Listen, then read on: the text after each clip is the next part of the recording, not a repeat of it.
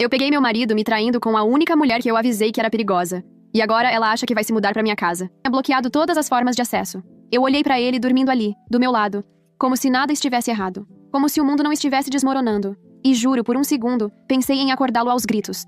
Mas eu tava cansada. Então fiz o que toda mulher ferida faz antes de decidir reagir. Observei. Parei de confiar nos meus sentimentos e comecei a confiar nas evidências. Morgan sugeriu que eu começasse a registrar tudo. Você não precisa fazer nada agora. Mas registra. Um print aqui, uma gravação ali.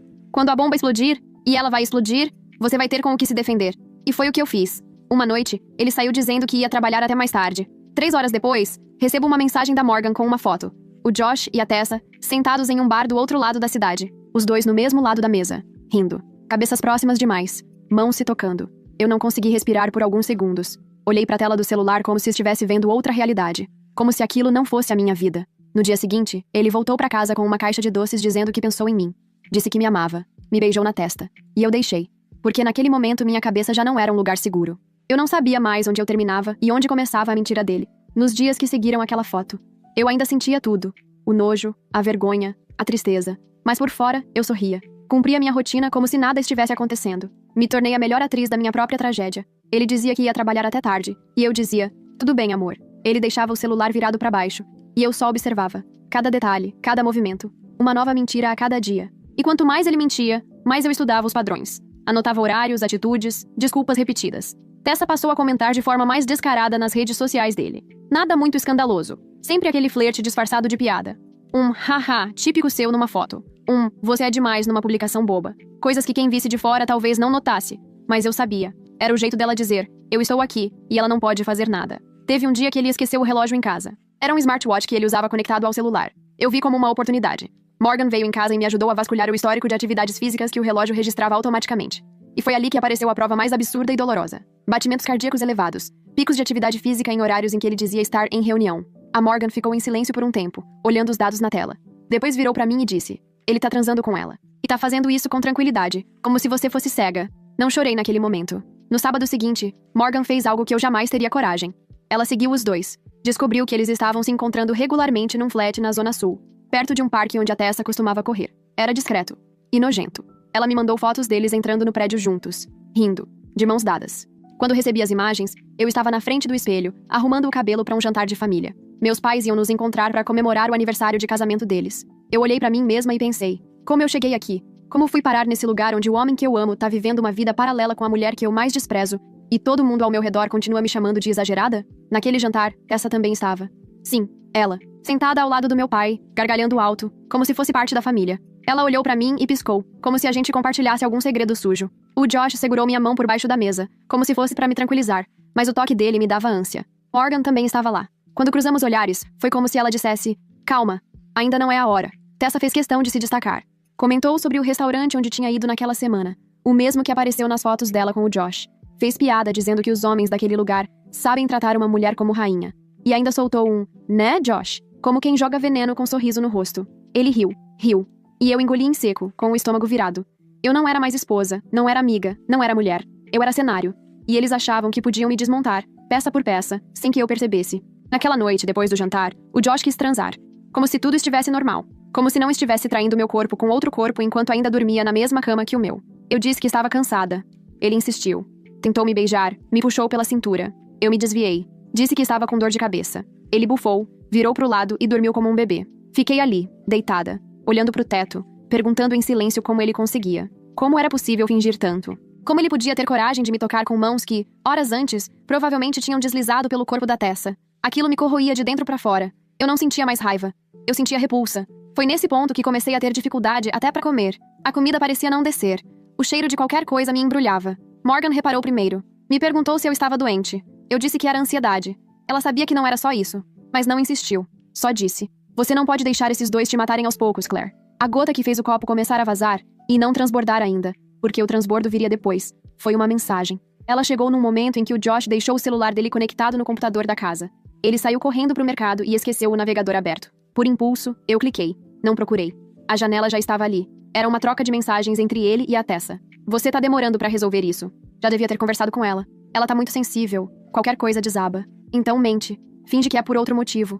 Você sempre foi bom nisso. Ela ainda não suspeita de nada? Suspeita. Mas ela quer acreditar que não. Idiota. Fica calma. Mais um tempo e ela mesma vai se afastar. Ler aquilo foi como levar uma tijolada no meio da cara. Mais um tempo e eu mesma ia me afastar. Eles estavam esperando eu quebrar. Estavam contando com a minha fragilidade. Eles achavam que eu ia me apagar sozinha. Fechei a tela, me tranquei no banheiro, me olhei no espelho e não reconheci a mulher que me encarava de volta. O rosto magro, os olhos fundos, a expressão oca. E naquele momento, eu soube. Se eu não fizesse nada, eu ia sumir de mim mesma. No dia seguinte, mandei mensagem pra Morgan. Preciso de um plano. Ela respondeu na hora. Tô indo pra aí. Atualização.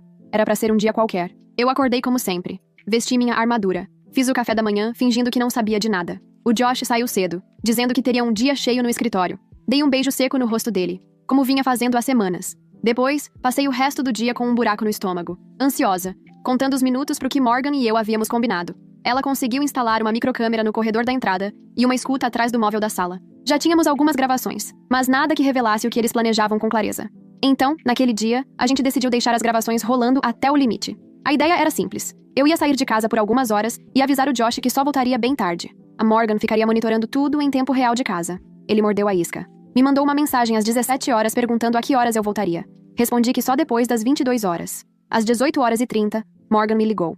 Só disse uma frase. Ela chegou. Eles estavam no meu sofá, rindo, bebendo o vinho que eu comprei, com a música que eu costumava ouvir enquanto cozinhava nos nossos primeiros meses de casados. Tudo parecia uma cena meticulosamente montada pra me humilhar. Morgan gravava tudo e me descrevia em tempo real, com a voz baixa e contida. Ela tá tirando os sapatos. Ele disse que ela tá linda. Agora ela tá falando da casa, perguntando se ele já resolveu aquilo com você. Foi nessa hora que minha mão começou a tremer. Mas não era nervoso. Era raiva. Uma raiva silenciosa e fria. Morgan continuou. Ela acabou de dizer que quer o quarto do fundo. Aquele com a parede azul. Disse que vai redecorar tudo quando se mudar. Paralisada. Eu fiquei completamente paralisada. Ela estava escolhendo o meu quarto. Como se já fosse dela. Mas não foi isso que me destruiu. O que me destruiu foi o que veio depois. Morgan começou a chorar enquanto falava. E Morgan não é de chorar. Ela disse. Claire, eles estão planejando te tirar da casa. Literalmente. Disseram que você tá emocionalmente instável, que talvez um dia vá aceitar assinar os papéis, e que com jeitinho você vai acabar entregando tudo. Eles estavam tramando me expulsar da casa que a minha avó deixou pra mim. A casa onde cresci. A única coisa concreta que carrego da minha família. Eles queriam me tirar de lá, usar minha dor contra mim, vender tudo e começar uma nova vida. Juntos. Fiquei com o celular na mão, escutando tudo. As risadas. As falas. As promessas de vida nova. Morgan do outro lado da linha, me pedindo pra falar alguma coisa. Mas eu não conseguia. Eu só chorava. Não era um choro comum. Era um som feio, desesperado. Ali, sentada no chão frio, com os joelhos sujos e o rosto inchado, eu finalmente entendi. Eles não iam parar. Eles não iam sentir culpa. Eles não iam se arrepender. Eles estavam felizes com a destruição que estavam causando. Naquele exato instante, alguma coisa dentro de mim acordou. Algo antigo. Algo forte. E essa coisa tinha fome de justiça. Atualização. 2. Logo depois daquela noite, quando ouvi a Tessa dizendo que ia redecorar o meu quarto, e o Josh planejando como me manipular para assinar os papéis da casa, entrei num estado que não sei explicar. Não era raiva. Era estratégia. Eu parei de sentir. Comecei a planejar.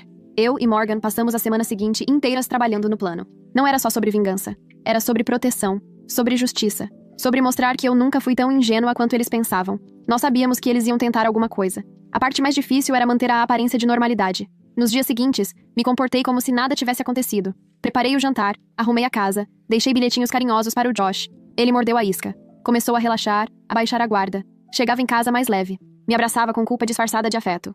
E então, como eu já esperava, na sexta-feira seguinte, às 19h22, ele tocou no assunto. Estávamos jantando, frango assado com purê de batatas. E ele disse com a voz mais doce que conseguiu fingir. Amor, já pensou na ideia da gente colocar a casa no meu nome por um tempo? Só pra facilitar umas coisas burocráticas. Você sabe como bancos são complicados. Depois a gente volta tudo como era. Eu me segurei pra não sorrir. Ele estava tentando exatamente o que eles tinham combinado. Me induzir a transferir a casa. Usando um tom de preocupação. Fingindo que era algo em meu benefício. Eu me fiz de surpresa. Arregalei os olhos, pus o garfo na mesa com delicadeza e perguntei. Por quê? O que tem de errado em manter do jeito que está? Ele deu risada. Disse que eu era muito desconfiada. Que só queria ter o gostinho